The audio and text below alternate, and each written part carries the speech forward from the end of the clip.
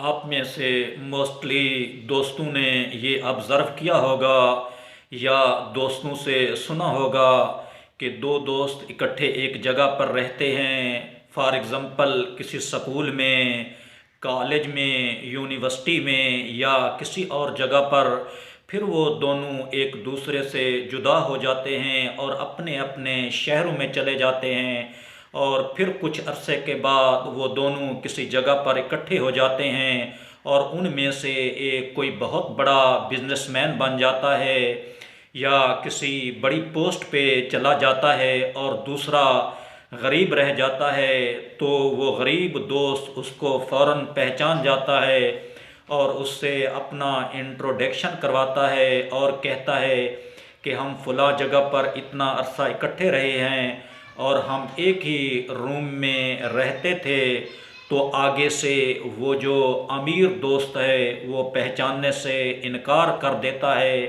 तो फ़ौरन वो जो गरीब दोस्त है वो परेशान हो जाता है और गमगीन हो जाता है। तो ए बिरादर अज़ीज़, आपको परेशान नहीं होना चाहिए, आपको गमगीन नहीं होना चाहिए, बल्कि माल और दौलत की शहवत और इक़्तिदार की शहवत इंसान को मुर्दा कर देती है, इंसान के ज़मीर को ख़त्म कर देती है। तो क्योंकि आपकी फ़ितरत सालिम है, आपकी रूह पाकीज़ा है, आपका ज़मीर ज़िंदा है, आप उसको पहचान गए हैं।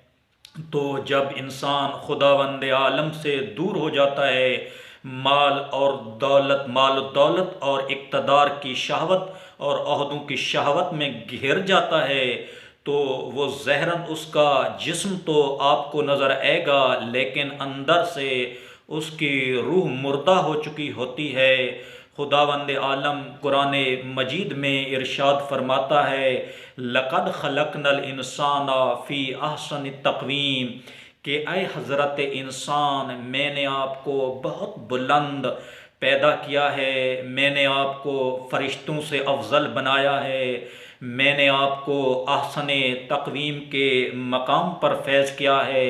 लेकिन जब इंसान खुदा से दूर हो जाता है और खुदा को फरामोश कर देता है और माल और दौलत और इक़्तिदार के नशे में डूब जाता है, तो फिर इंसान कहाँ चला जाता है।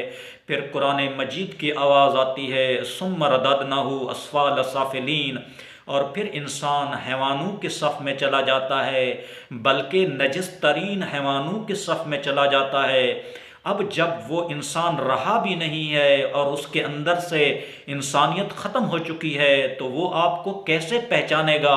बल्कि वो तो अब जानवर हो चुका है, वो तो हर पस्त और नजिस जानवर से भी नजिस तर हो